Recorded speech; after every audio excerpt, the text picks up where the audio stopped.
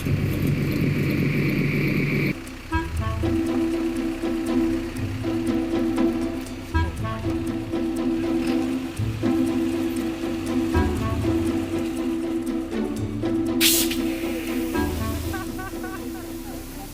my name is Kareem Medine. I'm the acting director of the Department of Water and Sewer Utilities at the city of Newark, New Jersey. So actually what we're doing here today, we're replacing lead service lines. The city is replacing a little over 18,000 lead service lines in a 24 to 30 month period.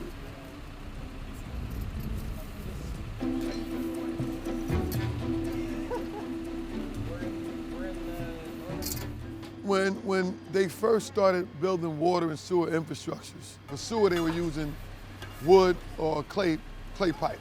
And later on they started using lead service lines. They didn't have these heavy equipment machinery, so we dug holes with picks and shovels. Lead is very flexible, it's very bendable. So this is a lead service line. Durable, heavy, and they use lead, like I said, when they were digging trenches, right? Lead's very flexible, right? In the late 30s, mid 40s, lead started being scarce. They were having it in World War I, World War II. They started using that for bullets. They started using copper. Copper became a new thing to use, right? And the machinery was there for us to use copper. And we continue to use copper. In the late 60s, early 70s, they started looking at PVC, the little plastic pipe. They're using it more now. But older cities like New York City, Chicago, Detroit, most of the older cities on the East Coast, they use lead and they transitioned over to copper. Technology has improved. As technology improves, science has improved. So things that we thought were good for us 10 years ago, 5 years ago, 20 years ago, we're finding out they're not. In 1953, Newark banned the use of lead, right? If you built a new home, you had to use copper. If you made a repair on an old lead service that was leaking, you had to replace it with copper. In 1986, the federal government banned the use of lead and lead solder, the health effects of lead, to replace all the lead services in the entire United States. Today, that price is between $60 to $80 billion.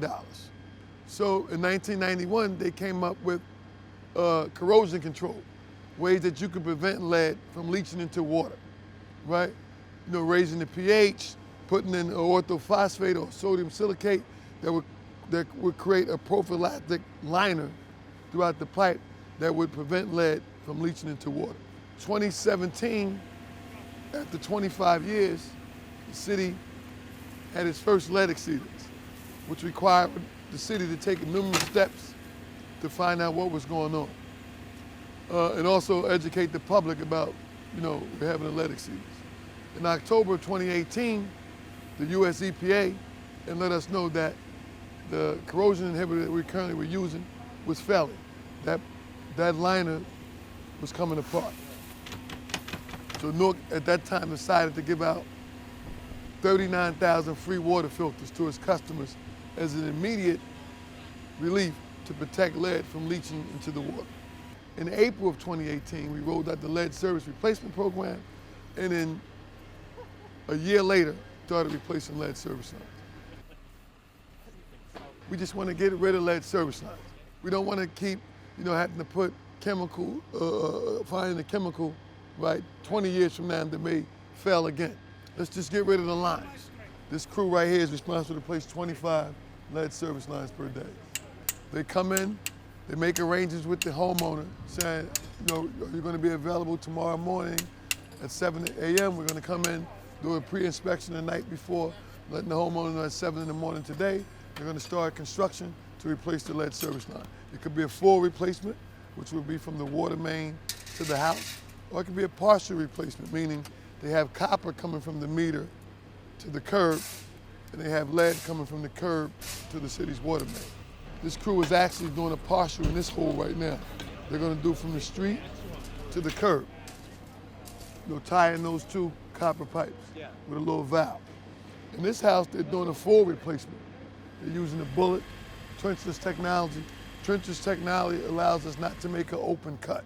When we're doing a trench from the building all the way to the street into the city's water main. So we use these little moles or bullets, they call them, that penetrates underneath the ground, right? To make a hole to either pull the pipe or push the pipe through. So the bullet works by compressed air. It's a compressor, air hose, and the air pressure is just forcing it to come through like it's a mold, and it just penetrates through the soil. It's just going through. So we can reach into the city's water main. So now we've created a hole where we're gonna push the copper pipe through, right? And they bring it through. And also you seen earlier, they hook up a little cable wire onto the copper pipe, and we pull that cable, and as we pull that cable, it just brings the copper pipe through the hole.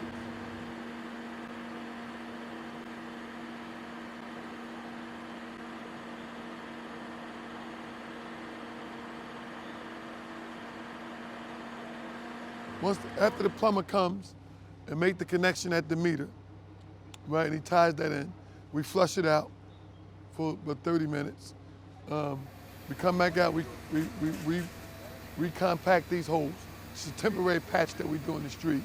After this whole block after all the lead service lines are replaced on this whole block, the city's gonna come probably in the spring and mill and pave this whole block. We're gonna put new asphalt down. About a little over 2,200 have been removed throughout the city. And how many are there total? About a little over 18,000.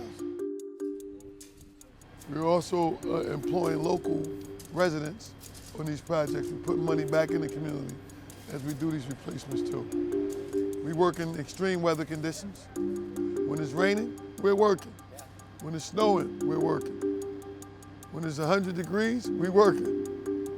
When it's below 10 degrees, we're working. Everybody needs water every day.